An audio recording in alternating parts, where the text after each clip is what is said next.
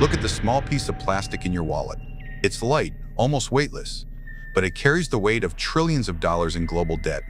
Today, we live in an era of frictionless spending, where we tap, swipe, and click without a second thought. But this wasn't an accident. It was a design. We've been engineered to buy things we don't need, with money we don't have, to impress people we don't even like. And it all started with a single moment of absolute humiliation in a New York restaurant. Before the algorithms, before the high-tech banks, there was a cardboard card and a man who was too embarrassed to tell his guests he was broke. Today, we uncover how a forgotten wallet birthed the Diners Club, hacked the human brain, and turned the American dream into debt. New York City, 1949. The Major's Cabin Grill is filled with the scent of expensive cigars and the clinking of crystal. This steak is cooked to perfection. Indeed, the wine is an excellent pairing. And this cigar is the perfect finish. Frank McNamara, a respected businessman, is finishing a power dinner with his attorneys. The evening is a success until the check arrives.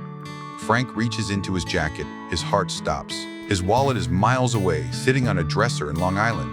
In 1949, this wasn't just a mistake, it was a social death sentence. Your cash on hand was your reputation. To be without it was to be a fraud. Frank was forced to wait while his wife drove into the city to bail him out. As he walked into the cold New York night, his face burning with shame, Frank realized the world was broken. Why should a man's status be tied to a physical stack of paper? Why couldn't his word be his currency? 1 year later, he returned to that same restaurant. He didn't bring cash. He brought a small, rectangular piece of cardboard. He signed the bill, walked out, and unknowingly ended a 1,000-year-old era of physical money. McNamara didn't launch a debt card. He launched a club, the Diners Club. This was marketing genius. In the wake of the Great Depression, Americans hated the idea of debt, but everyone wanted to be part of an exclusive circle. The first 200 members weren't just shoppers. They were the titans of industry. If you held that cardboard card, you weren't borrowing, you were honored. Initially, restaurants hated it. McNamara charged them a 7% commission. Why give up 7% of your revenue for a piece of cardboard? Then, the data came in. They noticed that customers with the card spent 35% more than those with cash. The card wasn't just a tool, it was an invitation to excess. By removing the physical barrier of cash, McNamara had unlocked the consumer's appetite. Why did people spend 35% more? Because of a psychological trick called decoupling. When you pay with cash, your brain's pain center fires up. Handing over physical bills feels like losing something. It hurts, but the card acts as a local anesthetic. By separating the act of buying from the act of paying, McNamara decoupled the pleasure from the pain. You get the steak now, the pain arrives in a bill weeks later. Our brains are hardwired to value immediate rewards over future consequences. The Diners Club hacked this evolutionary flaw, making it easier than ever to say yes to luxury we couldn't afford. The 1950s brought the rise of suburbia, a world of manicured lawns and shiny new appliances. For generations, the American creed was thrift. You saved, you labored, and then you bought. The credit card killed that creed.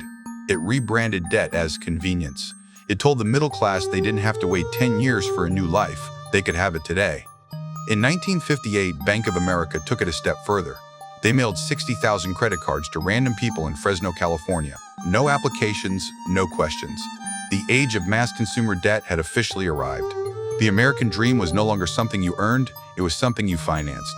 By the 1970s, the club became a trap. The original model was a charge card, you paid it off every month.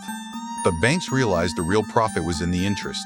They introduced revolving credit, allowing you to carry a balance. Suddenly, people weren't spending their current earnings, they were spending their future labor. This led to the credit score, a digital shadow that follows you to the grave. We transitioned from a society of citizens to a society of borrowers. Your value as a human was now a 3-digit number on a bank server. The house always wins, and the club, Frank started to save himself from embarrassment, became a $1 trillion cage for the world. If Frank McNamara hadn't forgotten his wallet that night in 1949, would our world be different? Perhaps. But capitalism was already moving toward the elimination of friction. Frank simply provided the spark.